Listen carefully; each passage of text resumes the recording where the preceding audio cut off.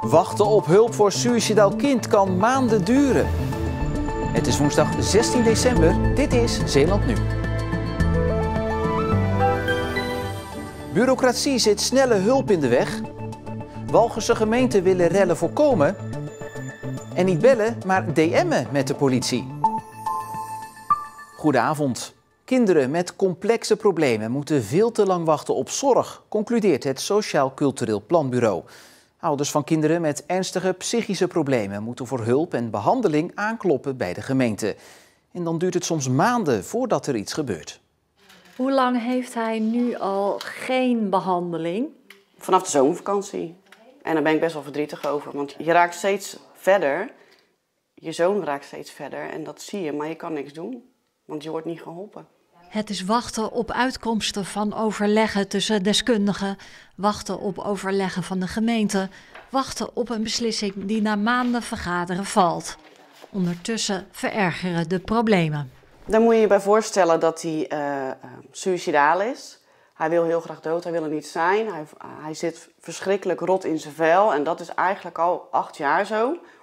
En dat gaat zich dus uiten in dat hij hier niet wil zijn.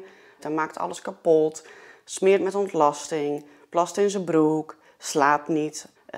Hij wil anderen pijn doen, hij wil zichzelf pijn doen, hij loopt weg. De enige hulp is in de tussentijd de zorgboerderij, waar haar zoon elke week komt logeren. Ook daar zien ze dat het achteruit gaat. Met het jongetje is het alleen maar slechter gegaan.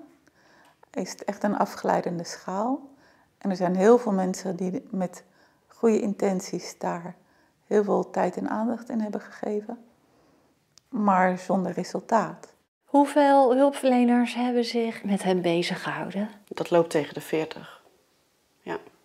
En dat vind ik wel heel erg. En dan denk ik, ja, als je al die 40 hulpverleners bij elkaar optelt en iedereen die zich ermee bemoeit, want je zit soms aan tafel met 12 mensen die zich ermee bemoeien, die kosten allemaal geld. Dan denk ik, ja, dan had je nu al wel een mooie behandeling gehad. Een waterhoofd. Het is een waterhoofd aan kosten die uit de zorgpot betaald wordt.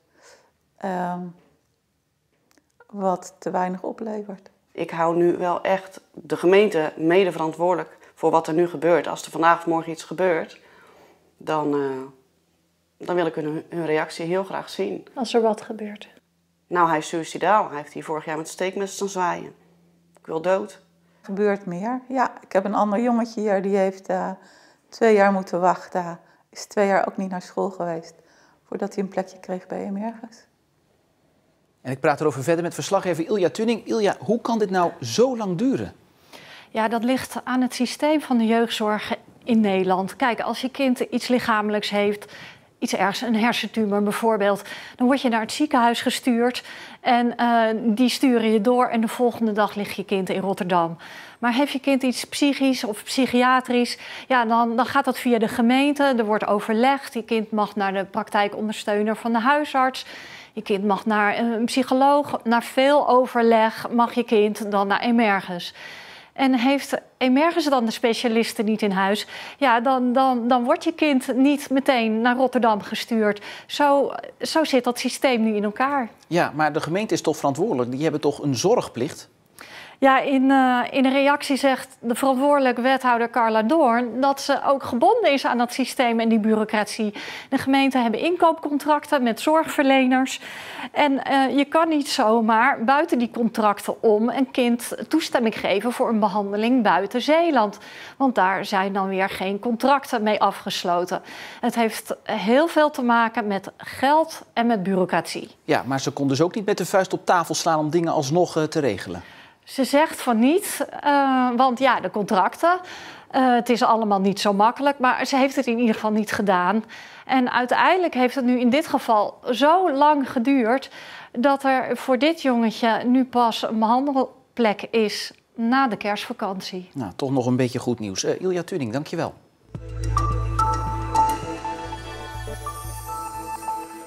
Vlissingen, Middelburg en Veeren gaan samenwerken om jongerenrellen te voorkomen tijdens Oud en Nieuw. Aanleiding zijn de ongeregeldheden maandagavond bij het stadhuis in Vlissingen en gisteravond in Oost-Soeburg.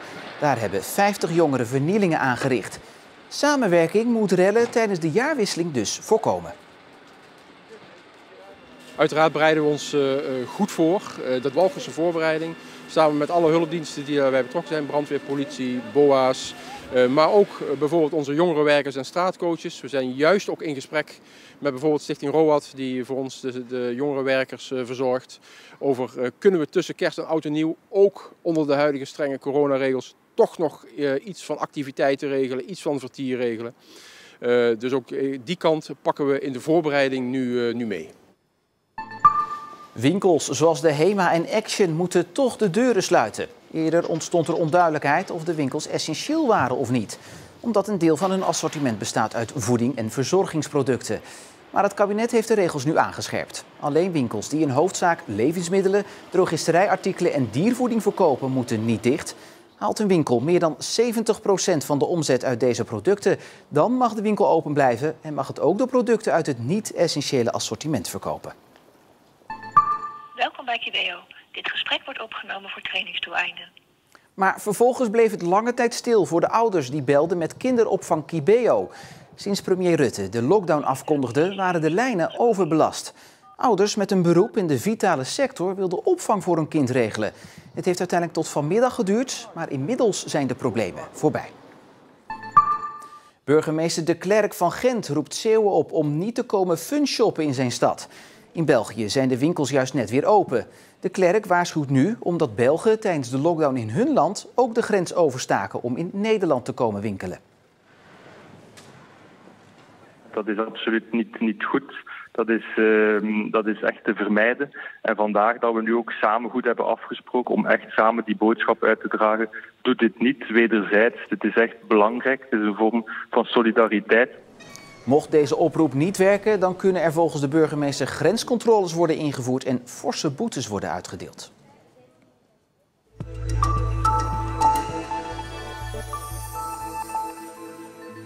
Als amateurwielrenner had hij niet talent om prof te worden. Toch is de uit Leeuwendorp afkomstige Martin de Kok al ruim 20 jaar actief in het profcircuit. De Kok is manager bij Libema Profcycling in Rosmalen. Dat ondanks de moeilijke coronaperiode toch volop grote wielerevenementen aan het organiseren is. We zijn in Rosmalen bij het Autotron onder de rook van Den Bosch. Hier werkt Martin de Kok die eind jaren 90 Zeeland achter zich laat en naar Brabant vertrekt. Ik heb echt wel mijn draai gevonden. Ik wilde heel lang, had ik nog het idee dat ik ooit nog eens terug zou gaan naar Zeeland. Maar dat idee is wel wat afgezwakt. Ik kom er nog heel graag bij familie en vrienden. En ik fiets er ook nog heel graag. Maar de praktijk en het werk en het gezin, ja, dat zorgt er wel voor dat ik niet meer terug zal gaan. Want de Kok heeft zijn handen vol aan het organiseren van evenementen.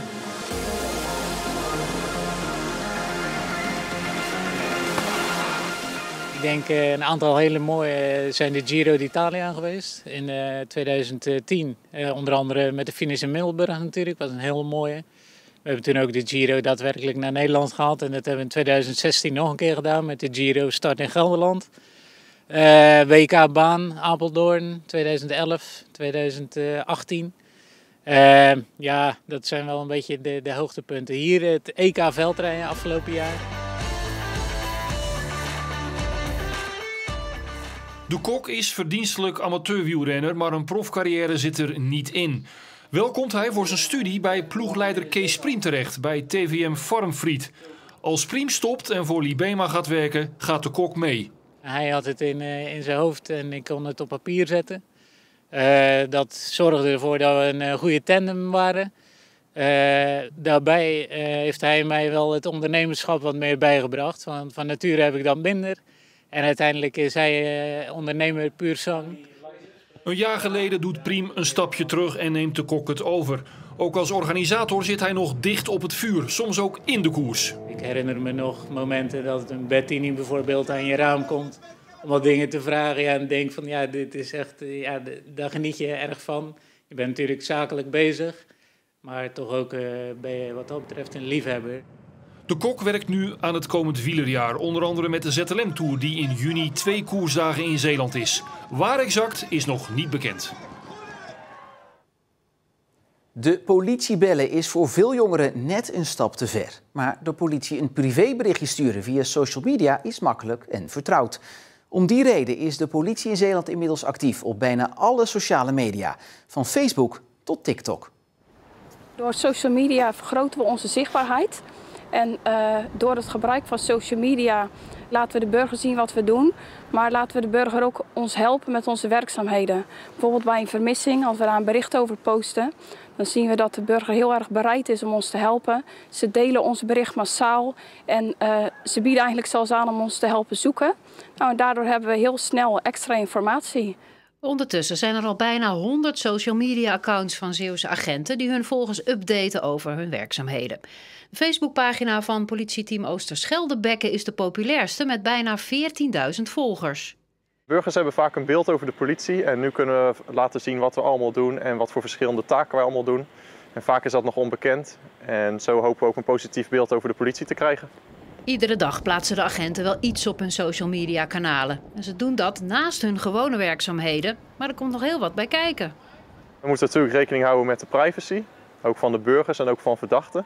We kunnen natuurlijk niet alles zomaar online gooien. We moeten zorgen dat de berichten niet herkenbaar zijn of herleidbaar naar adressen of woonplaatsen van verdachten. Ja, verder uiteraard gewoon geen gegevens over de namen enzovoort. Naast Facebook, Instagram, Twitter en Snapchat maakt de politie sinds kort ook gebruik van een relatief nieuw social media kanaal voor de jongere generaties. Jeugdagent Leendert Kramer van politieteam Walcheren was de eerste agent in Nederland met een TikTok-account. Nou ja, voor mij is het natuurlijk allemaal nieuw, hè, TikTok. Jullie doen het misschien al veel langer. Jullie zien ook dat er helemaal geen politie is op TikTok. Ja. We gaan nu over de handboeien hebben. Op zich niet veel bijzonders. De handboeien gebruiken we als iemand mee moet naar het bureau en die wil niet helemaal meewerken. Dat werkt een beetje tegen. Maar ik heb geen selfie stick, ik heb geen bijzondere dingen. Ik pak gewoon spontaan de telefoon en maak een filmpje. Ik doe wel stiekem het filmpje soms wel 10 keer maken hoor, dat wel. Ja, het is meer gewoon de bereikbaarheid. Dat is, kijk, je ziet een kindje gaat niet 0900 884 bellen. Die gaat niet zeggen van, oh, nu wil ik de politie spreken, ik ga 0900 884. Nee, dan gaan ze zoeken. En voor hun is zoeken TikTok, Google krijg je ook allemaal andere informatie. Dus ze gaan op de voor hun bekende platforms zoeken. Maar dat gebeurt wel eens dat een kind op die manier een hulpvraag doet. En die hulpvragen sturen de jonge Zeeuwen dan via een social media berichtje, oftewel een DM. En zo komen die vragen dan terecht bij agent Leendert. De heftigste bij TikTok is het mishandelen thuis of het pesten. Dat andere kinderen langs een huis fietsen en hier woont, noemen ze een paar namen en dat is de slet van de school of zo. Nou, dat pestgedrag dat gebeurt wel op TikTok. Maar op Instagram komen toch ook wel heftige zaken binnen van kinderen die seksueel misbruik hebben meegemaakt. En die sturen ook gewoon een DM'tje. En dat DM'tje op TikTok of de andere social media accounts is dus belangrijk voor de politie, maar ook voor het welzijn van de Zeeuwen. Het is het eerste contact. Ze kunnen me bereiken. Ze kunnen een berichtje sturen als ze willen. Ze moeten gewoon weten dat ik er ben en dat ze daar een vraag kunnen stellen. Vooral aan de kust was het vanmorgen nog een beetje bewolkt, maar later klaarde het daar net als in de provincie ook op. Vanavond neemt de kans op regen weer toe, maar morgenochtend verdwijnen die buien weer deels en is het vooral in de middag zonnig. Straks duiken we de keuken weer in en dit keer bij Stefano Laheine, die op de Italiaanse tour gaat. Ik ben vandaag aan het koken voor een hele goede vriendin van mij, Odilia. En Odilia is iemand die ken ik nu zo'n 8 jaar. Ze is al ruim over de 60 en ik ben 32. Dus eerst zou je zeggen van, goh, wat een bijzondere combinatie. Maar we zijn een sterteam samen. Oh, met zeker. Ja, ik dacht ik doe er een Zeeuws tintje aan. Dat dus straks en daarna natuurlijk ook nog het uitgebreidere weerbericht. Fijne avond voor nu en tot morgen.